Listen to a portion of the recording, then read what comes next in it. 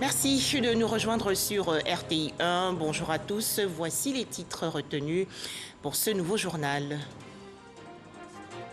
En Côte d'Ivoire, les entretiens entre le président de la République Alassane Ouattara et Gilbert Oungbo, le président du Fonds international de développement agricole, le FIDA. Audience accordée au palais présidentiel dans la commune du Plateau. Les deux hommes ont échangé sur les investissements 2022-2024 prévus par le FIDA. Toujours en Côte d'Ivoire, le projet de budget de l'État 2022 et l'annexe fiscale adopté à l'Assemblée nationale par les députés membres de la Commission des affaires économiques et financières. Environ 10 000 milliards de francs CFA en hausse de 17,9% par rapport à 2021. Enfin, les tensions en Éthiopie, la France et l'Allemagne appellent leurs ressortissants à quitter le pays sans délai.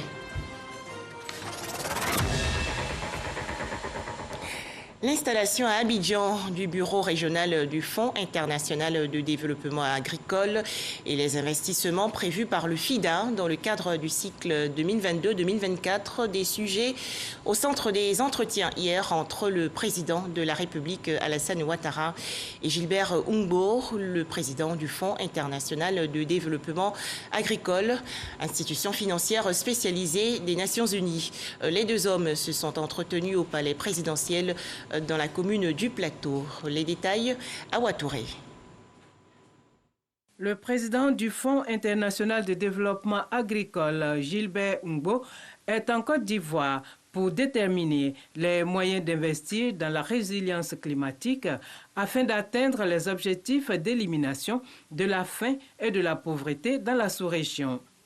Il a fait au président de la République Alassane Ouattara le point sur l'installation du bureau régional en Côte d'Ivoire et les investissements à réaliser dans le cadre de la lutte contre le changement climatique et le travail des enfants. Nous avons touché à plusieurs points. D'abord, il s'était agi de l'installation du bureau régional du FIDA et ici à Abidjan, où nous allons couvrir toute l'Afrique de l'Ouest et l'Afrique du Centre, et donc le côté logistique et opérationnel. Et sincèrement, le gouvernement depuis plusieurs mois a tout fait pour justement faciliter cette installation. Et nous avons donc rendu compte au chef de l'État de ce que nous avons vu sur le terrain.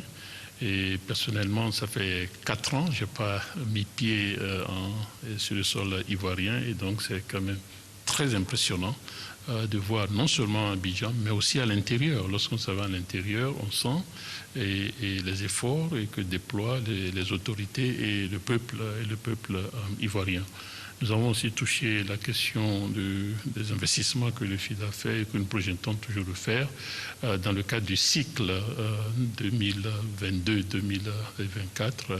Le dernier point aussi, c'est l'investissement en matière de changement climatique lié justement à l'agriculture, la question de l'adaptation, comme vous savez, qui est une question fondamentale pour le monde rural, et le FIDA est très impliqué dans la question de l'adaptation et aussi du trading du carbone, et là-dessus sur lesquels il y a déjà eu une initiative au niveau du gouvernement, donc le FIDA est aussi actif là-dessus. Créé en décembre 1977, le Fonds international de développement agricole est une institution spécialisée des Nations Unies qui s'est donnée pour mission de combattre dans les pays en développement la faim, la malnutrition et la pauvreté. Voilà le bureau régional du Fonds international de développement agricole, le FIDA, bientôt installé en Côte d'Ivoire. L'accord de siège a donc été signé entre les deux parties. Rappelons que la Côte d'Ivoire et le FIDA entretiennent une coopération fructueuse depuis 1984. Les explications, Noël Gnagno. La signature de l'accord de siège du bureau régional du Fonds international de développement agricole, FIDA en Côte d'Ivoire. Un acte de portée stratégique pour le fonctionnement du FIDA en Côte d'Ivoire et partout en Afrique de l'Ouest et du Centre. La célérité de son obtention est saluée à sa juste valeur par le président. Je suis vraiment soulagé de cet accord de siège que nous venons de signer. Et en un temps record, le ministère des Affaires étrangères, le ministère de la Justice, sous la houlette de notre gouverneur, qui est le ministre d'État de l'Agriculture, et tous les ministères impliqués se sont mobilisés pour permettre justement au FIDA et à la Côte d'Ivoire de signer rapidement cet accord de siège. Donc pour moi, c'était une considération essentielle. Toucher du doigt les réalités des paysans producteurs de cacao, une des composantes de la feuille de route de Gilbert Ungbo en Côte d'Ivoire. Dans cette optique, le président du FIDA et le ministre d'État, ministre de l'Agriculture et du Développement rural et leurs délégations respectives se sont rendus à Amanikro, à une dizaine de kilomètres de Divo, dans le champ de Kwasi Adamo Frank Anderson. Superficie 1,5 hectare. L'âge de la plantation 21 ans. Après les civilités, place aux explications du processus d'obtention des fèves, bien séchées et bien fermentées. Un moment fortement apprécié pour ses enseignements. Je repars d'Amanikoro avec un sens de responsabilité où je crois que, vu l'aspect positif de cette visite, la responsabilité d'en faire plus. Ce sera peut-être de porter à échelle. Outre les réalités du monde des producteurs, Gilbert Ungbo a eu une séance de travail avec 4 membres du gouvernement. Une rencontre bilatérale pour évaluer le chemin parcouru et décliner les perspectives. Il s'agit des ministres de l'économie et des finances, de l'agriculture et du développement rural, de la production animale et des ressources halieutiques, enfin du ministre de l'Environnement. Le FIDA et la Côte d'Ivoire, le mariage dure depuis 1984. Il a accouché de 11 projets, 9 sont réalisés et 2 en cours de réalisation pour un montant de 240 milliards de francs CFA. Pour le prochain projet, Gilbert Ungbo indique que l'enveloppe va connaître une hausse de plus de 20% par rapport au passé. Point final du séjour du président, la visite des locaux à aménager pour loger le siège. Durée des travaux, 12 mois.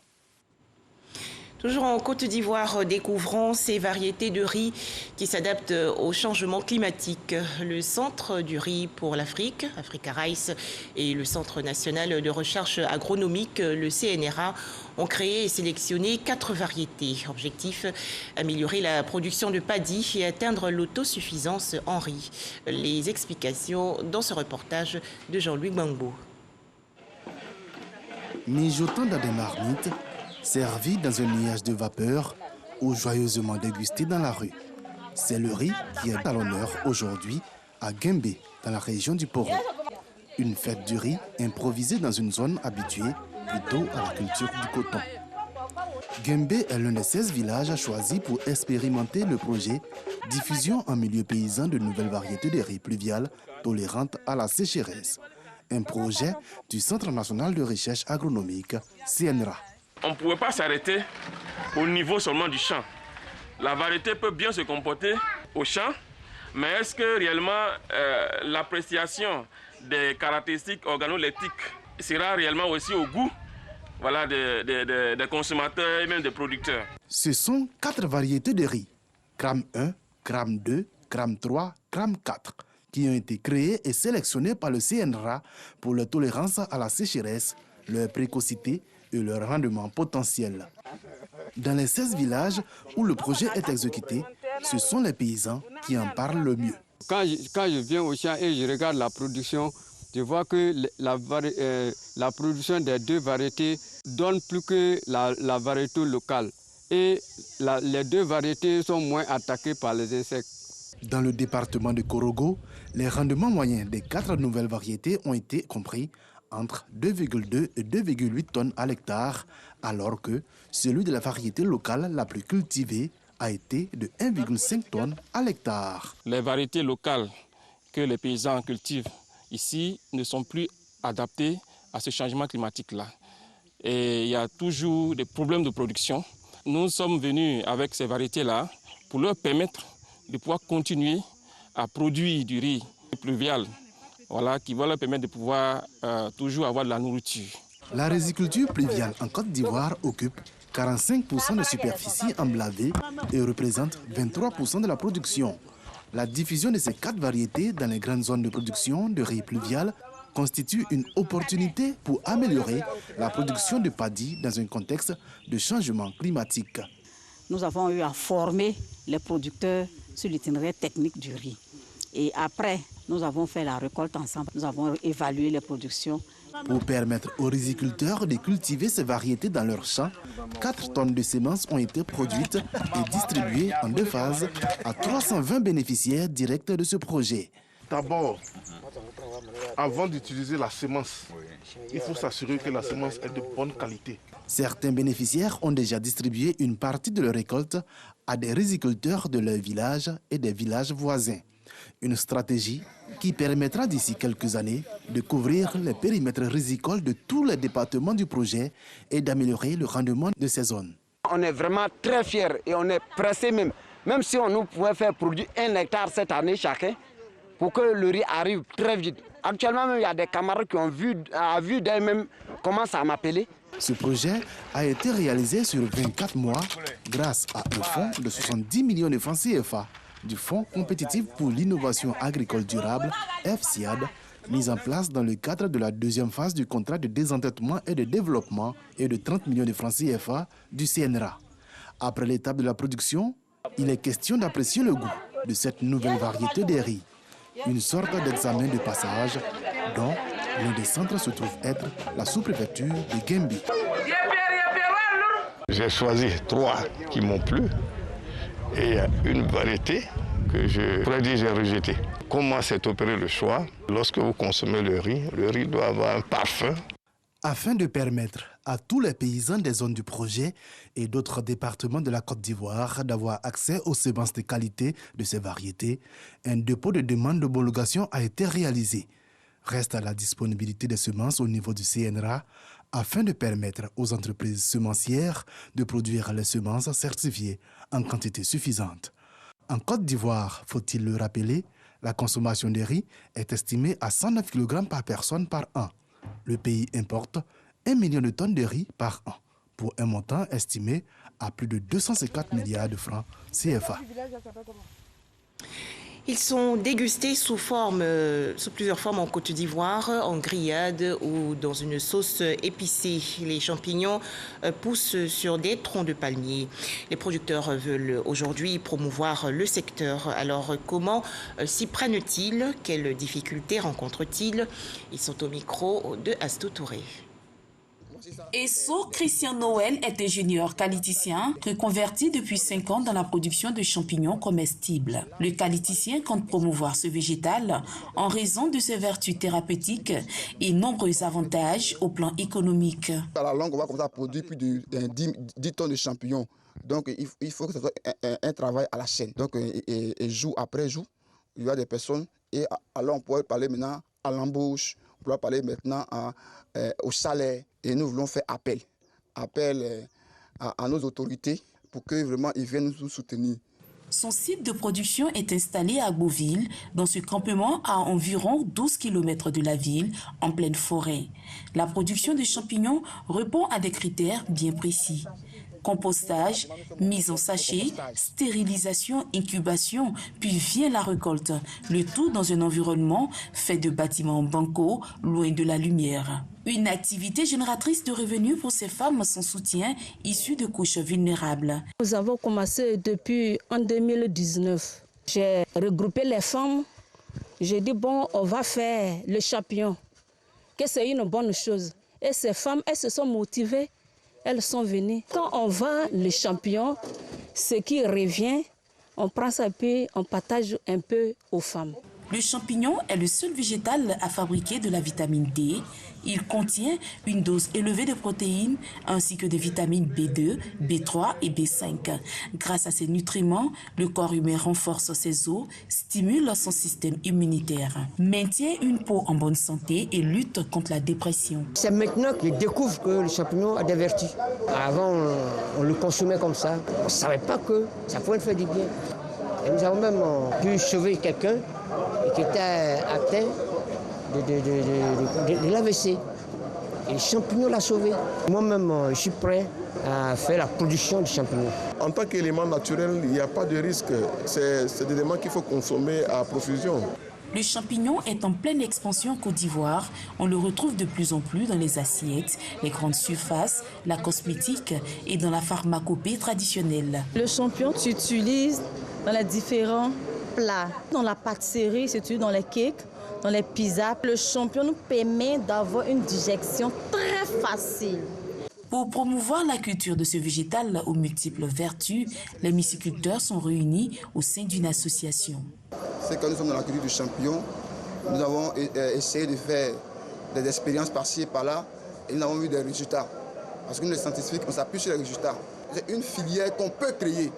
C'est une activité qu'on peut mettre sur pied et puis la vulgariser. Notre vision, c'est de faire de la Côte d'Ivoire un pays producteur de champignons.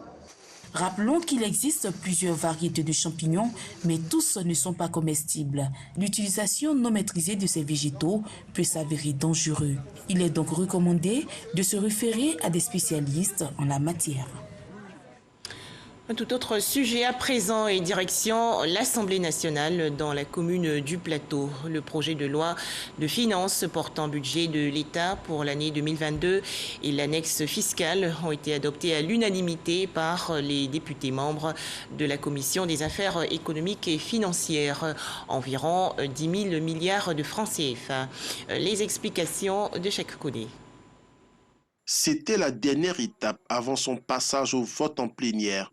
Dans la nuit du vendredi au samedi 20 novembre, les parlementaires ont voté en commission le projet de budget de l'État et l'annexe fiscale 2022, après de longs échanges avec les émissaires du gouvernement.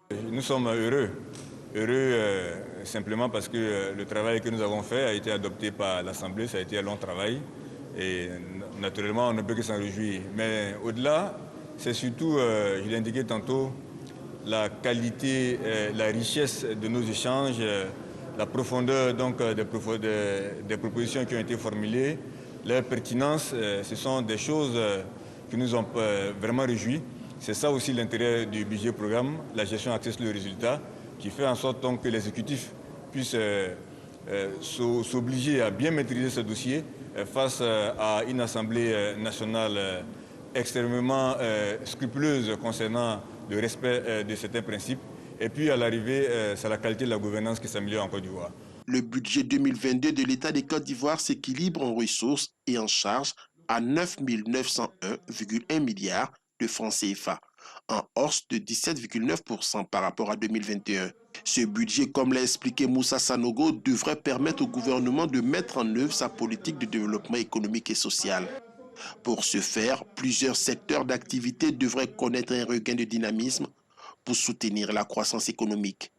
Il s'agit entre autres du secteur primaire qui connaîtrait une progression de 1,6% et le secteur secondaire qui progressera de 10,4% grâce à l'énergie, le BTP et les industries.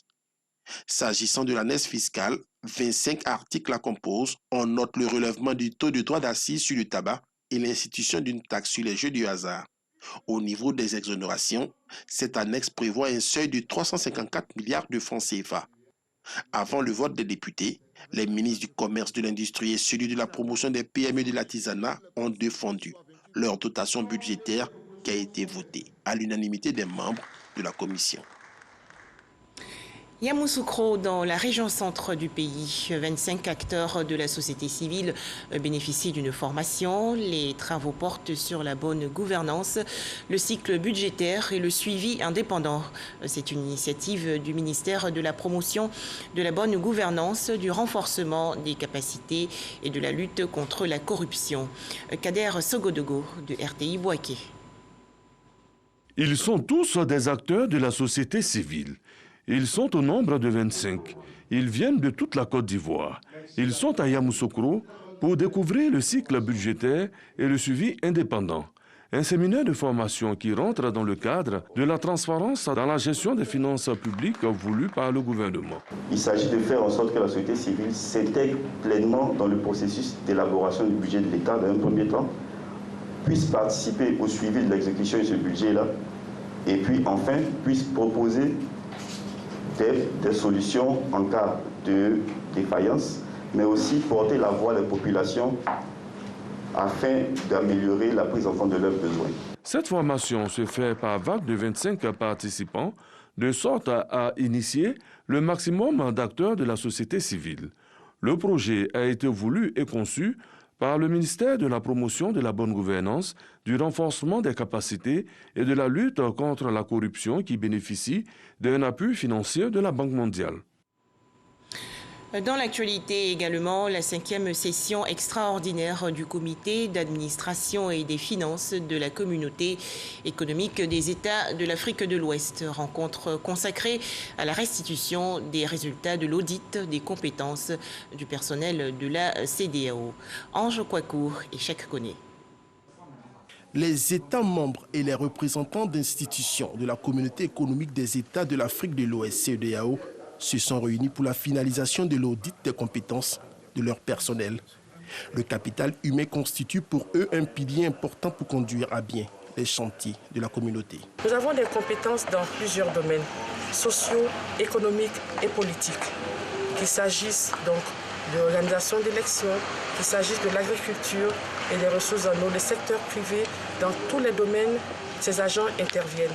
Et nous prenons les plus compétents ressortissants des États pour animer les différents programmes. Cette organisation est composée de diverses institutions, notamment la Commission, le Parlement, la Cour de justice de l'organisation ouest-africaine et le groupe intergouvernemental d'action contre le blanchiment d'argent. Une occasion pour la directrice des ressources humaines d'inviter les jeunes et les femmes à postuler. Nous faisons le bilan des compétences avant de recourir à l'extérieur lorsque les compétences n'ont pas été trouvées en interne. Je lance un appel à tous les jeunes, aux femmes, de ne pas hésiter. Vous êtes compétents, vous pouvez postuler. La communauté compte plus d'1 millier d'agents repartis dans les institutions, agences et bureaux localisés dans les 15 États membres. Cet audit a été instauré par la conférence des chefs d'État et de gouvernement de la CEDEAO lors de sa 51e session ordinaire qui s'est tenue à Monrovia, au Libéria. À retenir également cette information, les conducteurs de taxis communaux et mini-cars appelés Gbaka ont décidé de suspendre leur mot d'ordre de grève dans la commune de Yopougon à l'issue des négociations menées par le Haut Conseil des transporteurs. Le travail a donc repris aujourd'hui. Les taxis communaux et Gbaka protestaient contre les taxes imposées par la mairie de Yopougon. Écoutons le collectif des chauffeurs grévistes de la commune de Yopougon. Après plusieurs séances avec les autorités municipales, le Haut Conseil des entreprises de transport et du gouvernement, nous transporteurs de Yopougon avons décidé de suspendre notre mot d'ordre de grève. En effet, les négociations ont abouti à la suspension de l'application du paiement de la contravention exorbitante de la mairie de Yopougon. Par conséquent, nous demandons à tous nos amis conducteurs de reprendre le travail dès ce mercredi 24 novembre 2021. Nous nous excusons auprès de la population. Et nous remercions aussi nos camarades qui ont vraiment suivi la grève à la lettre. Donc, chers camarades, à partir du mercredi, nous pouvons reprendre le travail.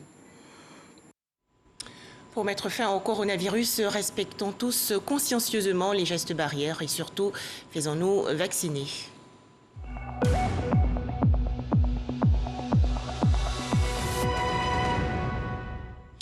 Les chiffres du coronavirus en Côte d'Ivoire, 61 nouveaux cas de coronavirus ont malheureusement été enregistrés hier. Annonce faite par le ministère de la Santé, de l'Hygiène publique et de la couverture maladie universelle. Le pays dénombre actuellement 61 652 cas confirmés de coronavirus, 60 597 personnes guéries et 703 décès.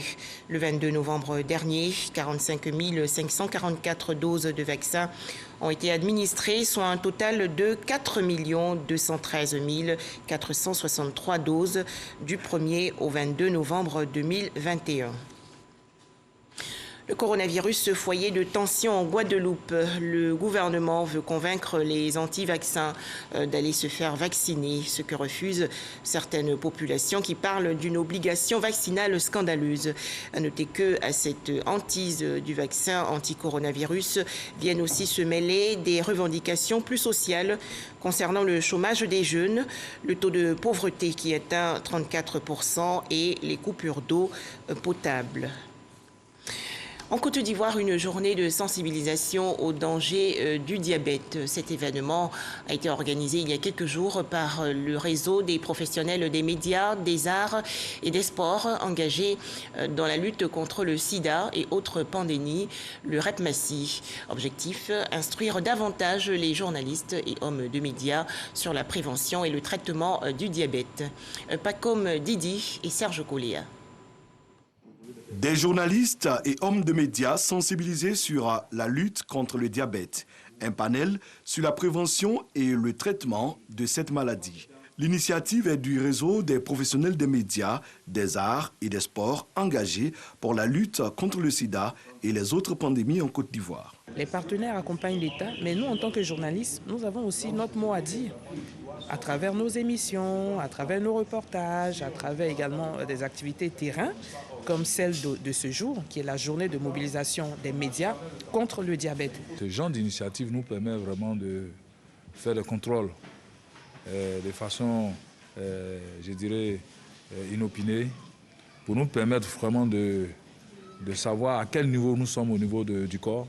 Activité physique régulière, alimentation équilibrée, réduction du stress malgré les aléas de la vie sont entre autres les conseils prodigués par des experts dans la lutte contre le diabète.